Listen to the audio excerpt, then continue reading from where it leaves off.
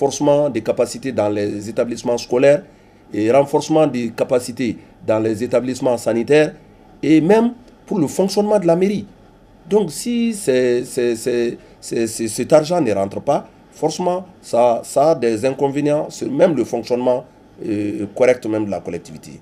Effectivement, les citoyens de la commune, tout ce qui est redevable en termes de taxes municipales ou même en termes d'autres redevances qui sont les TDRL et autres, je les invite à venir s'acquitter de ces redevances-là qui nous permettent aujourd'hui, nous, autorités communales, de procéder aux activités de développement de la commune qui se fait pour eux et qui doit se faire aussi par eux. En nous appuyant, je pense que c'est un peu contribuer à l'édification de la maison commune. Les témoins de Jéhovah ont initié 3 jours de rassemblement annuel ce vendredi 21 décembre 2018. Ce rassemblement a pour objectif d'encourager les gens face aux difficultés économiques que connaissent bon nombre de pays. Le thème choisi cette année est « Soyez courageux ». C'est la Cité des enfants qui a servi de cadre à l'événement. Venus de partout et en toute confiance, les témoins de Jéhovah du Mali se sont donné rendez-vous aujourd'hui à la Cité des enfants pour prendre part à leur rassemblement national qui a pour objectif de montrer la nécessité du courage dans ce monde qui devient de plus en plus complexe. Ainsi, Martin Lodo, responsable du service presse du témoin de Jéhovah, nous explique l'objectif de ce rassemblement. Eh bien, beaucoup de gens aujourd'hui ils sont d'accord pour dire que nous vivons dans un monde qui est très difficile. On est souvent confronté à des situations qui mettent à l'épreuve notre courage. On peut vite se décourager. Eh bien, cette assemblée, c'est prévu pour aider les gens à ne pas perdre l'espoir, à garder un état d'esprit positif face aux épreuves de la vie, que ce soit des problèmes économiques ou aux problèmes de la santé, etc.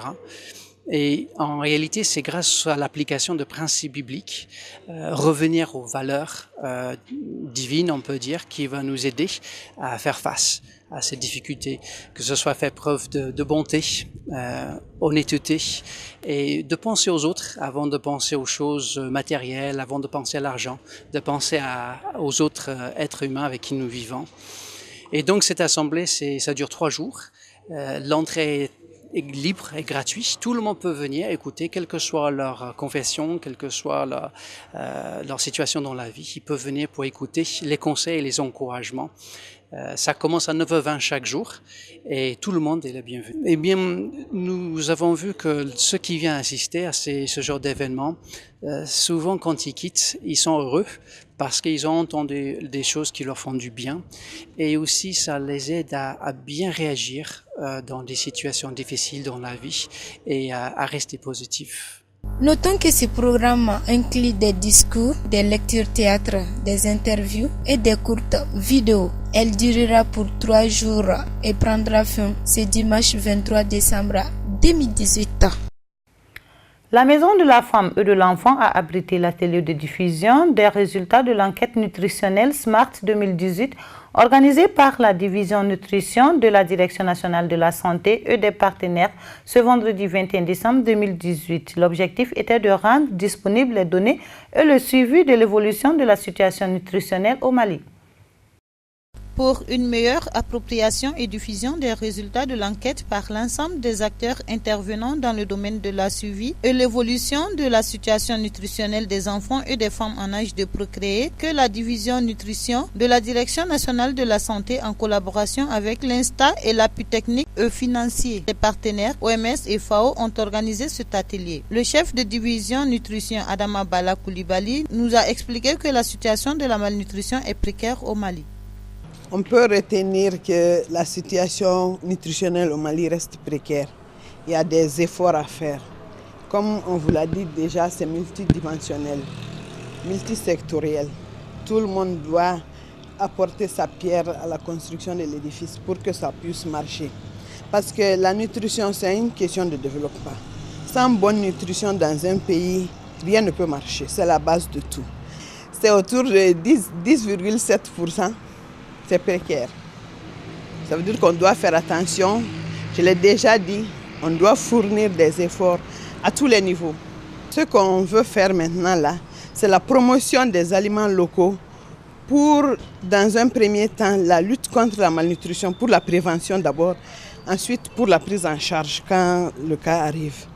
Des dispositions sont déjà en cours à tous les niveaux. Opérationnels, que ce soit au niveau communautaire, il l'a déjà dit, au niveau des CESCOM, au niveau des CESREF, il y a tout le démembrement de la DNS qui doit prendre des dispositions. Et on compte renforcer ces dispositions à travers l'intensification de la supervision à tous les niveaux, la mise en place des groupes de soutien à l'alimentation, la formation et puis les ASC, agents de santé communautaire, le renforcement de la prise en charge au niveau des structures de santé et à tous les niveaux. Le représentant du ministre de la Santé et de l'Hygiène publique, Mohamed Berté, quant à lui, a parlé des dispositions prises pour la lutte contre la malnutrition. Les résultats également nous permettent de prendre des décisions, puisque ces décisions sont, entre autres, nous pensons qu'à partir d'abord, sur le plan institutionnel, à partir de l'année prochaine, nous aurions une sous-direction qui va s'occuper de la nutrition. Ça, c'est un aspect très important. Nous avons une cellule sectorielle également qui s'occupe de la nutrition, mais qui est multisectorielle. Donc, nous avons, au point de vue institutionnel, les armes pour le faire. Et nous avons également, en termes d'axe stratégique, où nous allons avoir une direction qui va avoir une grande autonomie pour pouvoir mettre en œuvre des aspects décisionnels. Et puis également, dans le cadre du One Health, nous allons également traduire l'essentiel de ces activités-là en termes d'axe stratégique pour pouvoir booster les activités de nutrition dans notre pays. Nous pouvons rappeler que le problème de la malnutrition reste précaire au Mali et le ministère chargé de la malnutrition, avec ses partenaires techniques et financiers, doivent prendre des dispositions pour éradiquer ce fléau dans notre pays.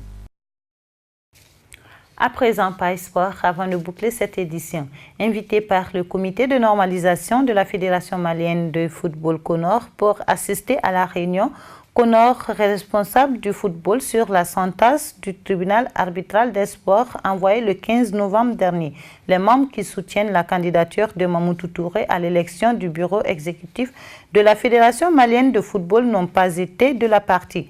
Des explications nous ont été données par Kassoum Koulibaly, président de la Ligue de football de Bamako. Il est au micro de Amara Diallo et de Sidi Maman Sidibi. Nous avons rencontré avant la date de la conférence de madame, nous l'avons rencontré au siège. Nous lui avons dit que vraiment nous voulons qu'elle projette, nous donne l'occasion d'aller en recours avec la décision du TAS. Parce que la sentence du TAS, nous on a trouvé que c'était très difficile d'appliquer, on ne peut même pas l'appliquer. Parce que s'il faut dire que qu'on retourne en 2015 et qu'on fait retourner des équipes qui n'existaient plus en première division, nous on a dit que vraiment c'était très difficile et même pratiquement impossible. Même la FIFA ne peut pas appliquer cette sentence-là.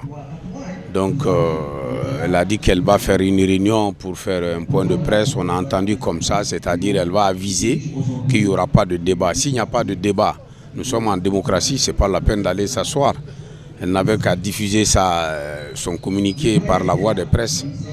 Hein, mais vous appelez les gens, ils quittent. Et des gens, les chefs des présidents de ligue qui quittent Mopti, Gao, ainsi de suite, Tombouctou pour venir. Même, bon, parlons de Mopti parce que Mopti est avec nous. Parce qu'il faut se cacher la face. Notre groupe, il y a Mopti qui est loin, il y a Sigasso aussi qui est loin.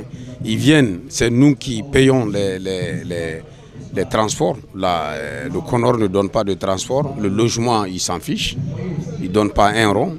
Donc nous, on leur a dit, il faut laisser rester là-bas. On va suivre ça à la télé. Et puis le jour où ça va passer, tout le monde saura la décision. Ce n'est pas la peine d'aller s'il n'y a pas de débat. Bon, ça va être très très difficile au bout du tunnel parce que ce qu'on est en train de faire, on dit qu'il y a une assemblée générale ordinaire qui doit se tenir, reprendre l'assemblée générale ordinaire de 2015 avec les mêmes acteurs. Mais on ne peut pas débattre dans cette assemblée générale ordinaire sans la présence de l'ancien président Boubacar Baba Diarra. C'est lui qui a fait son bilan. et c'est lui qui doit venir défendre son bilan. Mais on dit que le Conor, c'est les mêmes ordres du jour. L'ordre du jour ne change pas. Alors, si l'ordre du jour ne change pas, le Conor n'était pas là en ce moment. Et qui va défendre les idées, l'ordre du jour, même le bilan financier de l'Assemblée générale ordinaire de 2015 qui va être repris en 2018. Nous, on ne voit pas la nécessité de faire ça. Nous trouvons que vraiment, au moment de l'installation, de l'intronisation du Conor, il y a des lignes directives qui ont été données par la FIFA pour aller à la normalisation. Moi, je pensais qu'on devait suivre ça, et dans ce cahier de charges qu'on a donné au Conor, il n'existe nulle part de reprendre une assemblée générale ordinaire ou bien de faire revenir et descendre des équipes qui n'existaient pas. Donc nous, on a trouvé que vraiment, nous trouvons que la sortie du Conor va être très très difficile. Nous, si ça ne tient qu'à nous, vraiment, la Ligue de Bamako et les équipes qui sont avec nous, nous allons demander vraiment le départ de madame et qu'on installe un autre Conor pour aller vers la sortie de crise. Voilà, ce sont ces mots de sport qui mettent fin à cette édition d'information. Merci de nous avoir suivis et passé d'agréables moments en compagnie des programmes de la Liberté Télévision.